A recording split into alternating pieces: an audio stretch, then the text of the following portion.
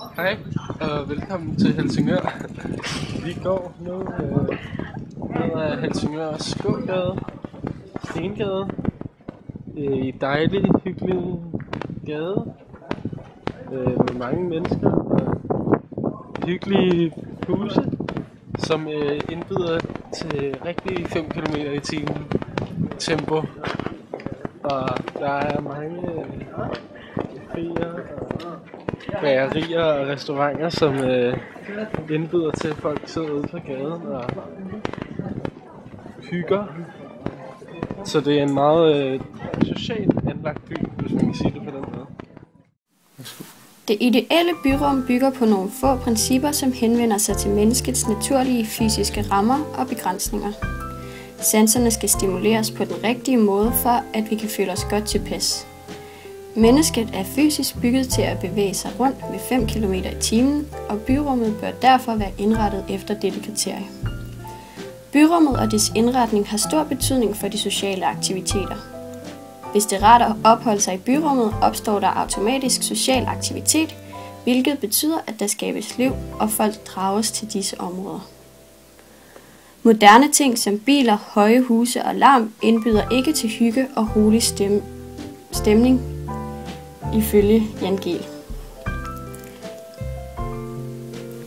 Byen var ikke et mål i sig selv, men et redskab, der blev formet efter brugen. Dette funktionelle aspekt afspejler sig også i den middelalderlige arkitekturopfattelse, der udpræget var rumorienteret, i modsætning til de senere ting- og bygningsorienterede opfattelser. Citat Jan Gehl. Ændringen af middelalderbyen kommer med bilens indtog. Nu skal der være plads til trafik, og det skal være funktionelt. Vi vil fra A til B hurtigst muligt. De moderne byer planlægges efter bilen, de smalle gader bliver bredere, og folk flytter ud i forstæderne, hvor de kan få hus, have og hund. Byrummet bliver for let. Disse nye forhold er bygget efter, at mennesket bevæger sig med høj hastighed og er derfor ikke rare at opholde sig i, da det bryder med menneskets fysiologiske bevægelsesmønster. Hvad er det så, der gør, at byrummet er rart at opholde sig i? For det første skal byrummet og den omgivende arkitektur appellere til vores fysiologi.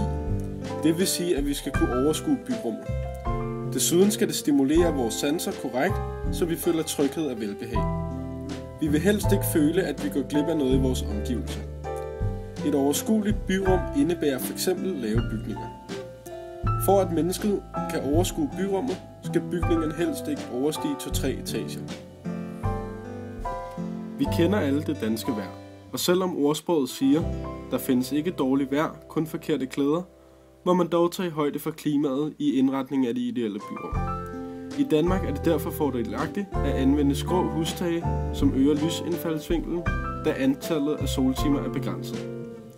Ved lav bebyggelse opnår man også mere læ, da vinden blæser over bebyggelsen, i stedet for at rotere sig op langs eksempelvis et højhus. Dette skaber et bedre klima, som er rart at opholde sig i. Gives rummene gode vilkår for at gå, stå, sidde, se, høre og tale, er det i sig selv en væsentlig kvalitet. Men det betyder også, at et bredt spektrum af andre aktiviteter, sport, fællesaktiviteter osv.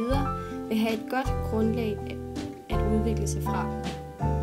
Citat Jan Gehl. Aktiviteter i byrummet. Byrummets aktiviteter kan opdeles i 3 kategorier. De nødvendige, de valgfrie og de sociale. De nødvendige aktiviteter indebærer aktiviteter, som er påtvunget, og dette kan eksempelvis være at gå på indkøb, gå til skole og tage på arbejde, vente på offentlige transportmidler, gå ærender osv. Dette er alt sammen aktiviteter, som er nødvendige for at få vores hverdag til at fungere. For de nødvendige aktiviteter spiller byrummet næsten ingen rolle, da aktiviteterne udføres alle dage på året, uafhængigt af vind og vejr. De påvirkes altså ikke af de fysiske forhold. De valgfrie aktiviteter. Til forskel fra de nødvendige aktiviteter påvirkes de valgfrie i høj grad af de fysiske forhold. Valgfrie aktiviteter er ting, man kan gøre, hvis man har lyst til det. For eksempel at nyde solen, gå en tur for at trække luft, gå i byen for at kigge på arkitektur osv. Som sagt afhænger disse aktiviteter af, at de ydre forhold er gode. Sociale aktiviteter. De sociale aktiviteter har tilstedeværelsen af andre mennesker i det fælles byrum som en forudsætning. Ingen mennesker, ingen sociale aktiviteter.